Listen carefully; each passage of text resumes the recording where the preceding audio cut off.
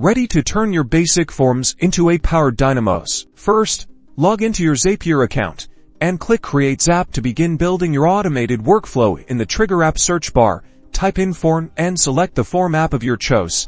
In this case, we will select Google Forms. Next, choose your trigger event, which will be New Form Response. Then connect your Google Forms account and select the specific form that you want to integrate with OpenAI. Now for the magic, in the Action App search bar, type OpenAI and select the OpenAI app. Then, pick an action event, for example Create Completion, and connect your OpenAI account using your API key. In the prompt field, dynamically insert the relevant fields from your Google Form submission. Use the drop-down to find your form.